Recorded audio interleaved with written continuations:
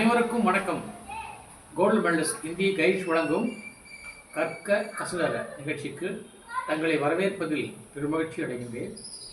सबको सादर प्रणाम. गोल्ड मेडलिस्ट हिंदी गाइश प्रस्तुति कर्क कसडर कार्यक्रम पर आप सबका हार्दिक स्वागत है.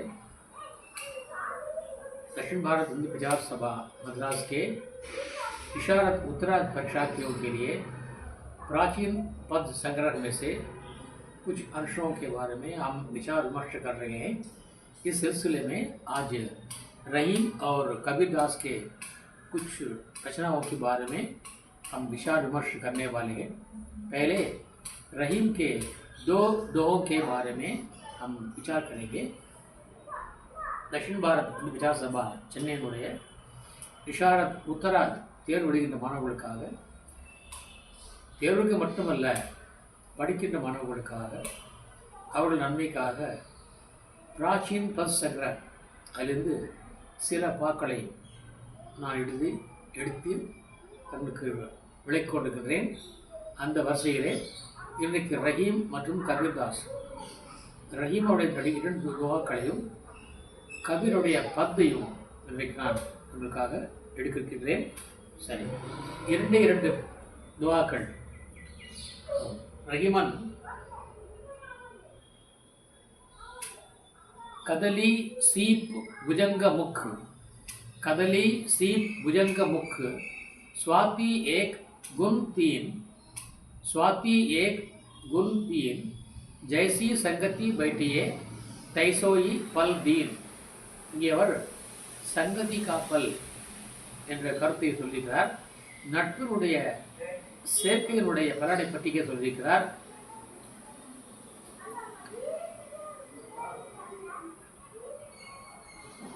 தீயோடு சேர்ந்தால் நமக்கு தீமை வரும்,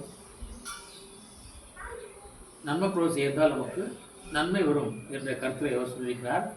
கதலி சீப்பு புஜங்க முக்கு, சுவாதி ஏக் குன் தீன். சுவாதி என்பது ஒன்றுதான், அது வானத்தில் உள்ள சுவாதி என்னும் நட்சத்திரம், அதிலிருந்து கீழே விடுகின்ற அந்த ட்ராப், அந்த துளி, அது ஒன்றுதான். ஆனால் அவனுடைய குண் தீன், அவனுடைய பண்புகள் மூன்றாகின்றன. ஏனென்றால் அது சேரும் இடத்தை பொறுத்து அந்த துளியானது கதலி என்கின்ற ஒரு வாழை இருக்கிறது, அந்த வாழை மீது விழுந்தால் அது கற்பூரமாகிறது. சிப்பிலே விழுந்தால் அது முத்தாகிறது. புஜங்க முக்கு, பாம்பின் வாயிலே விழுந்தால் அது விஷமாகிறது. स्वाति की बूंद जो है वो कदली के ऊपर गिरने पर कर्पूर बन जाती है, सीप के मुंह पर गिरने से वो मोती बन जाती है, और सांप के मुख पर गिरने से वो विष बन जाती है. चीज एक है, उसके गुण तीन हो गए, क्योंकि उसका मिलना संगति ऐसी है, इसलिए इसका मतलब है संगति के अनुसार हम फल पाते हैं. और कदली से भुजंग मुख, स्वाति एक गुण तीन, जैसी संगति बैठिए. इस प्रकार की दोस्ती हम करेंगे, நாம் எப்படிப்பட்ட நண்பரோடு சேருவோமோ வயசோயி பல்தீன், அப்படிப்பட்ட பலனைத்தான் நமக்கு கிடைக்கும் என்ற கருத்தில் அவர் சொல்லியிருக்கிறார். इसकी जैसी संगति करते हैं वैसा ही हम फल पाते हैं. और दूसरा है रहीमन ओचे नरंते तजो बैर और प्रीति. रहीमन ओचे नरंते, अच्छे का उल्टा है ओचे. बुरे लोगों से हमें बैर भी नहीं चाहिए, द्वेष भी नहीं चाहिए, शत्रुता भी नहीं चाहिए, दोस्ती भी नहीं चाहिए, मित्रता भी नहीं चाहिए, दोस्ती भी नहीं चाहिए, दुश्मनी भी नहीं चाहिए. इस लोगों से, बुरे लोगों से दुश्मनी कंडा दूर विलग, ये तमिल प्रॉब्लम है. जो बुरे होते हैं उनके साथ हमें दोस्ती भी बुरी है और दुश्मनी भी बुरी है, इसलिए हमें उन लोगों से अलग रहना चाहिए. सही, इसका उदाहरण क्या है? काटे चाटे स्वान के. स्वान का मतलब है कुत्ता. कुत्ते को प्यार करने से वो हमारे शरीर में चाटेगा, रखो. अगर द्वेष करने पर वो हमें काटेगा. काटे और चाटे, ये तो काटेगा या तो चाटेगा, दुहु भांति दोनों तरफ से हमारे लिए वो हितकर नहीं है, दोनों तरफ से हमारे लिए वो हितकर लाभदायक नहीं है। इसलिए उससे कुत्ते के साथ दोस्ती भी नहीं करनी है और दुश्मनी भी नहीं करनी है। நாயை குலைப்பாற்றி நடுவில் வைத்தாலும் என்று தமிழிலே பழமொழி இருக்கிறது. ஆகவே நாய்களோடு நாம் நட்பும் வைத்துக் கொள்ளக்கூடாது, பழமையும் வைத்துக் கொள்ளக்கூடாது. அதுபோல தீயோனோடு நமக்கு नटपुम आगाद पगैम आगाद। इस प्रकार ये दोनों दोहे नीति परक दोहे रहीम ने हमारे लिए बहुत बढ़िया ढंग से इस नीति को संदेश को हमें दिया है। और रहीम का जो है इतना भी था वो सब खत्म हो गया। अब हम कबीरदास पर आए हुए हैं। कबीरदास आपको मालूम है बड़े भक्त कवि थे, वे निर्गुण भक्त थे। उनका मत था कि भगवान का रूप नहीं है, भगवान निराकार परब्रह्म है। भगवान है लेकिन उसके कोई रूप नहीं है, वो हर जगह व्याप्त है, हर जगह व्याप्त है। எங்கும் நிறைந்திருப்பார் ஏகாந்த மூர்த்தி தமிழில் சொல்வார்கள். उस प्रकार எங்கேயும் காணும் சத்தியடா என்று பாடியிருப்பார் காவேரி பாரதிதாசன். அதுபோல जहाँ देखो वहाँ भगवान है, हर जगह भगवान है। हवा में भगवान है, हरियाली में भगवान है, पत्ते में भगवान है, फल में भगवान है, फूल में भगवान है, हर जगह भगवान है। इसलिए भगवान का कोई रूप बनाकर उपासना करना, पूजा करना व्यर्थ है। ये कबीरदास का मत है। आप वे कहते हैं आप तपस्या कीजिए, तपस्या के द्वारा कितनी तपस्या का कुंडली योगा है, हठ योगा है, उसके द्वारा हम भगवान की प्राप्ति कर सकते हैं, भगवान का दर्शन कर सकते हैं। ये उनका संदेश है। इस संदेश के अनुसार यहाँ पर कबीरदास जी कहते हैं मन मस्त हुआ तब क्यों बोले, मन मस्त हुआ तब क्यों बोले। मस्त का मतलब है खुशी, ओवर जॉयड, मटट्र मगिழ்ச்சி से मस्त कहते हैं। नशे को भी मस्त कहते हैं, लेकिन ये एक प्रकार का नशा ही है।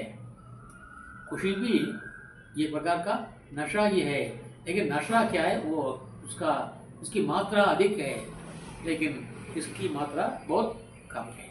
इसलिए यहाँ पर कोई साधु है, साधक है, उसको साधक कहते हैं। जो तपस्या में लीन है उन्हें साधक कहते हैं।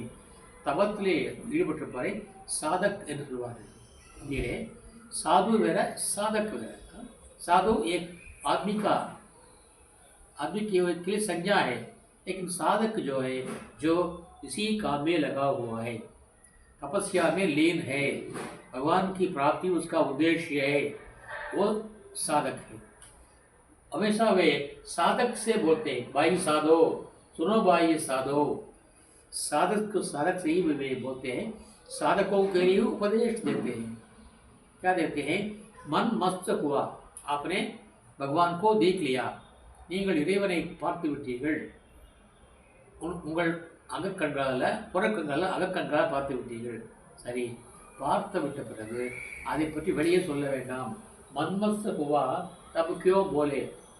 ஆக அவரை பார்த்து விட்டோம், அதான் தமிழ் சொல்வார்கள் பேரின்பம்பார்கள், பேரின்பம் என்று தமிழ் சொல்வார்கள்.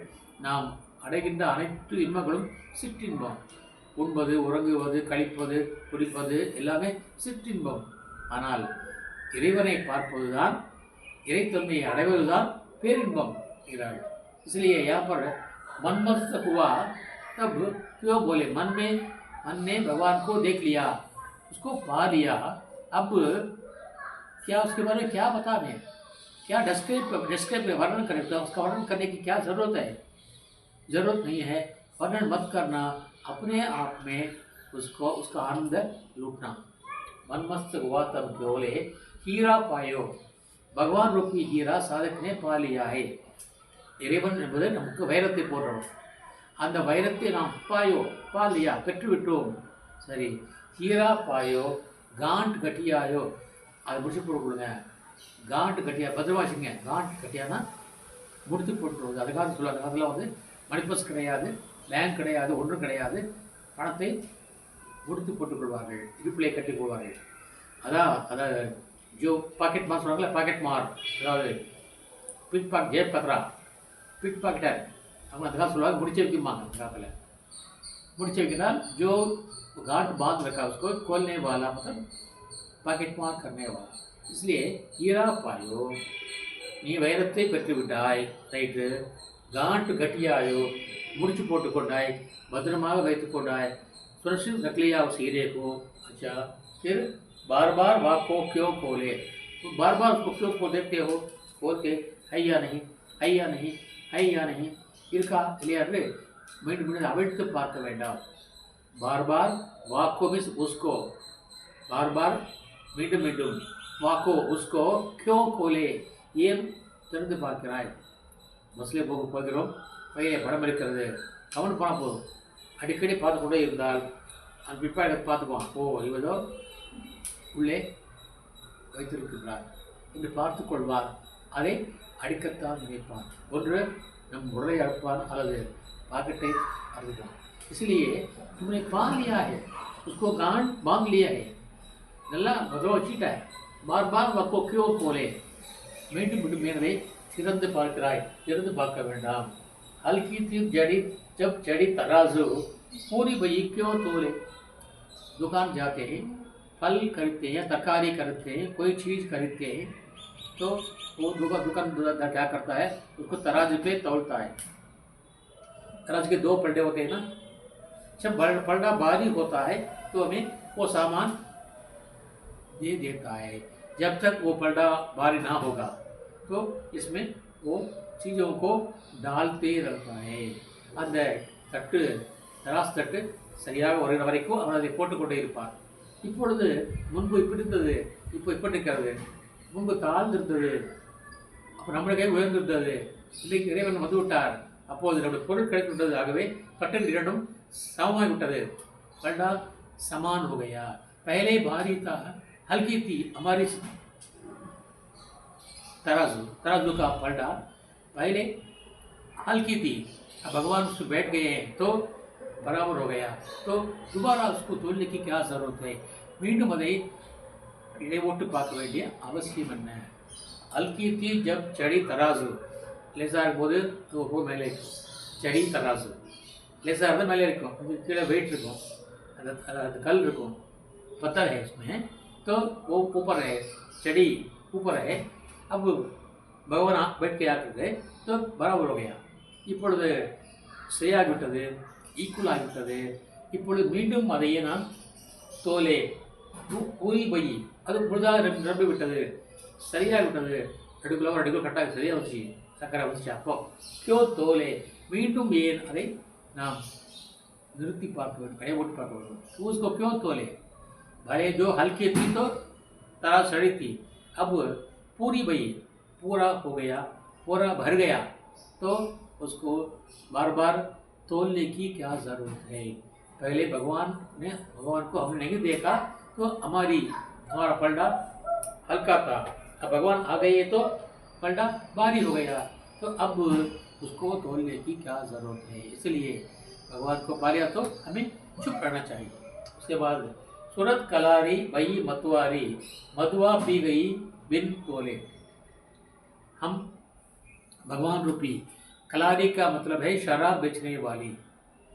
शराब बेचने वाली आई, भगवान आए और उसने हमें दर्शन दिया. उसके हाथ से हमने वो भगवान रूपी मधुआ को हमने पी लिया. पीने के बाद बार बार उसको क्यों तोले, तुम बिन तोले.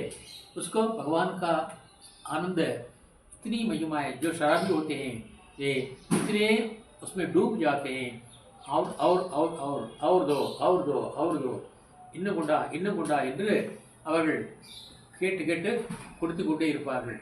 யார்? குடிகாரர்கள். அதே போல் இந்த साधक वो भगवान रूपी मधुआ को पी लिया. சாராயக்காரி வந்தால் அவரிடம் வாங்கி கொடுத்து விட்டேன். இறைவன் என்ற அந்த சாராயத்தை, மதுவை நான் அருந்து விட்டேன்.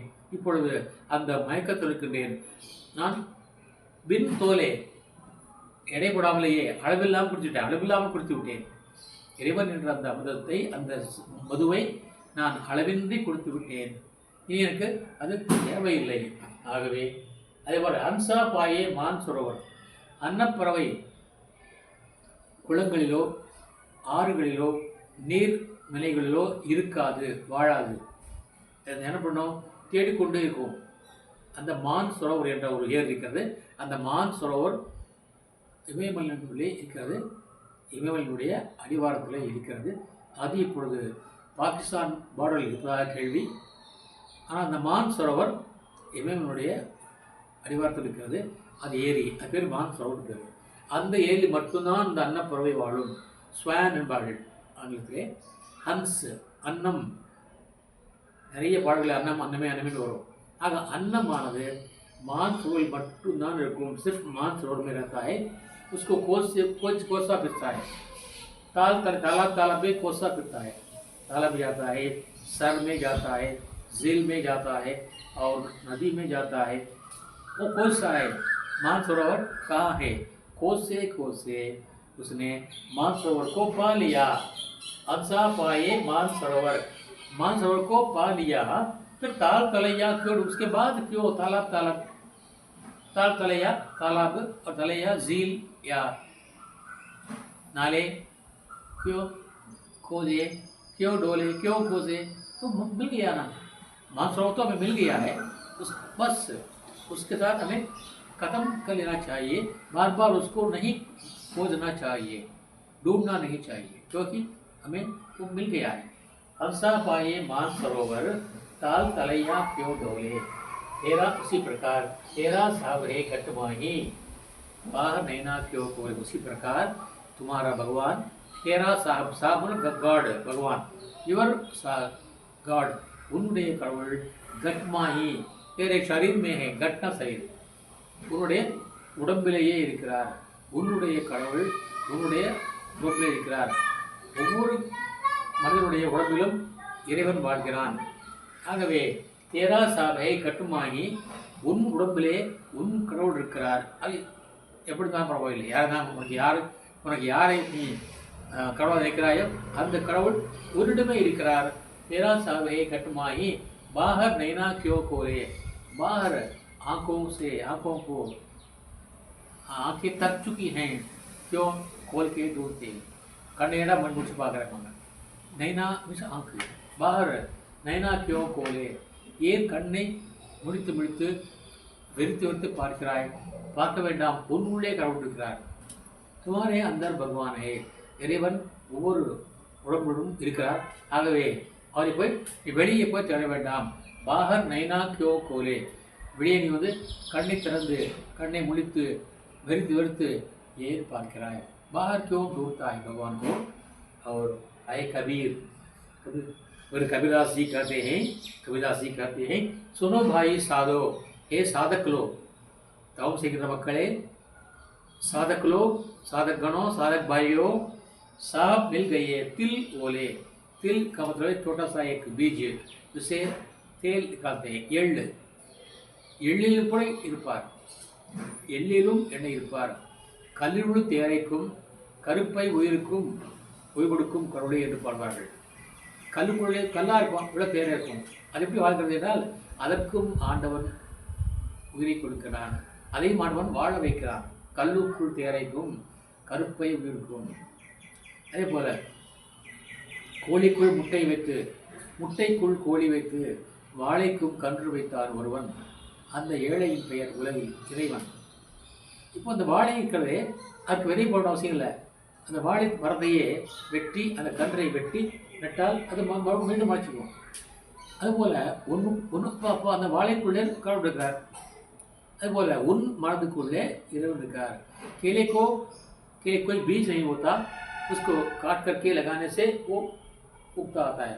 हमारे घर में है केले का पौधा, केले का पेड़ है। हमने छोटा सा केले का टुकड़ा ला करके दबा कर रखा, उसको पानी लगा, उसको देखभाल की, अब बड़ा केले का पेड़ बन गया। इस प्रकार तेरा साहब है घटमाही, साहब मिल गई तिल बोले। उस प्रकार तिल के अंदर भी भगवान है। எள்ளுக்குள்ளேயும் எண்ணெய் இருக்கிறது, எள்ளுக்குள்ளேயும் இறைவன் இருக்கிறார்। तेरा साहब मिल गए तिल ओले, तिल के अंदर भी भगवान होते हैं, इसलिए हर जगह भगवान होते हैं। भगवान ऐसी जगह नहीं है जहाँ भगवान नहीं है, तो हर जगह भगवान है। इसलिए भगवान की खोज में बाहर घूमना भटकना बेकार है। இறைவன் உன்னுள்ளே இருக்கிறார், உன்னுள்ளே உள்ள இறைவனை நீ தேடி தேடி போகாதே என்று பாடுகிறார் रहीम। कबीरदासी और कहते हैं, प्रीतम को पत्तियां लिखूं, प्रीतम को पत्तियां लिखूं, जो कहूँ वही विदेश। मेरा प्रीतम, मेरा प्यारा, मेरी पत्नी, मेरा पति या मेरी पत्नी, कोई भी हो। पति लिखता है पत्नी को, पत्नी लिखती है पति को, क्या लिखता है? पत्तियां, पत्र लिखता है, चिट्ठी लिखता है। क्यों, कब लिखना चाहिए? जो कहीं हो ये विदेश, अगर कोई कहीं विदेश में हो तो लिख सकते हैं। அவர் நம்முடைய கணவரோ அல்லது மனைவியோ வெளியூரில் இருந்தால், வெளிநாட்டில் இருந்தால் நாம் கடிதம் எழுதலாம்। ஆனால் அவர் எங்கே கருதியுமா, ஏ கணவன் அல்லது மனைவி என்பது இறைவனை। प्रीतम को पत्तियां लिखूं, मेरा प्यारा भगवान जो है उसके लिए मैं चिट्ठियाँ लिखूं, चिट्ठी भेजूं। अगर कोई विदेश में होगा तो हम उसके लिए पत्र लिख सकते हैं। लेकिन वो कहाँ है?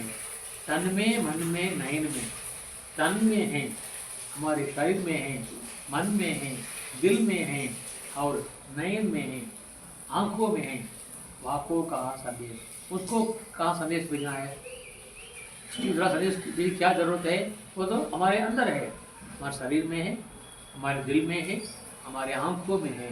तो उसको संदेश देने के लिए चिट्ठी लिखने की क्या जरूरत है? प्रीतम को पत्तियां लिखूं, जो कहीं हो ये विदेश। तन में, मन में, नयन में, वाको कहाँ संदेश, उसको क्या संदेश भेजना है? जरूरत नहीं है। ये तो तुलना है, ये कबीरदास की है, मैंने आपको सुनाया। देखिए, साधक को भगवान का दर्शन हो गया, उसको सुरक्षित अपने पास रखना है। उसके बारे में बार बार वर्णन करने की, खुलासा देने की आवश्यकता नहीं है। यही बात साधकों को कबीरदास जी संदेश रूप में देते हैं। देखिए दोबारा पढ़ेंगे। मन मस्त हुआ तब क्यों बोले, मन मत्स्य हुआ तब क्यों बोले, हीरा पायो गांठ घटियायो, हीरा पायो गांठ घटियायो, बार बार वाको क्यों खोले, बार बार वाको क्यों खोले। हल्की थी जब चढ़ी तराजू, हल्की थी जब चढ़ी तराजू, पूरी भैया पूरा हो गया, इक्वल हो गया, तब क्यों तोले। हल्की थी जब चढ़ी तराजू, पूरी भई तब क्यों तोले, क्यों तोले। चलिए, सूरत कलारी वही मतवारी, मधुआ पी गई बिन तोले, मधुआ मधु शराब, भगवान रूपी अमृत को, शराब को मैंने खुला पी लिया और जी भरकर पी लिया, अब उसको तोलने की क्या जरूरत है। इस पर हंस पाए मान सरोवर, काल तलैया क्यों डोले। इस प्रकार मैं सारे किस प्रकार है, हंस के समान है। हंस को मानसरोवर मिल गया, वो ढूंढता रहा, ताल तलैया तालाब, सर, झील, नदी ढूंढता रहा वो हंसा।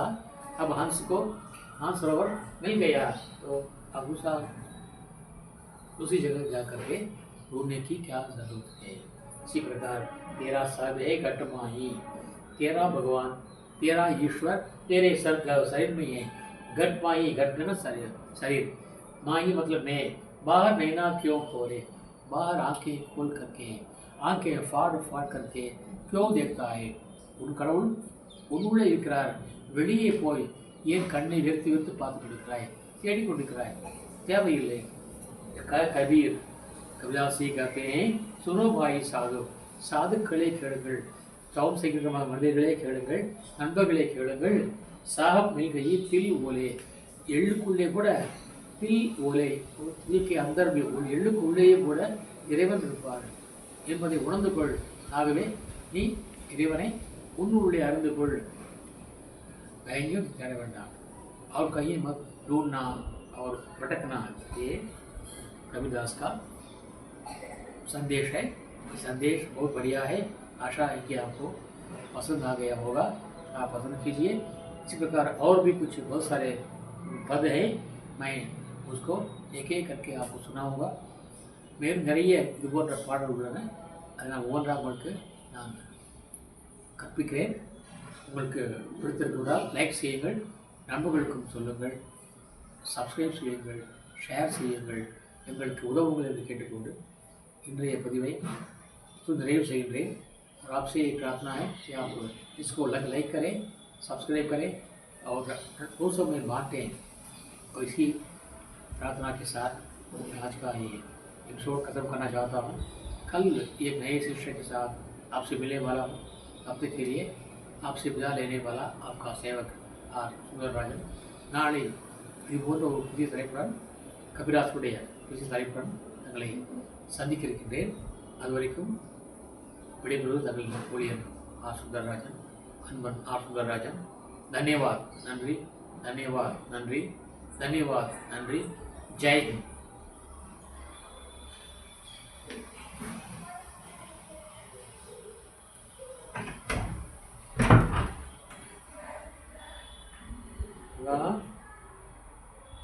श्रीशांत है, श्रीशांत है,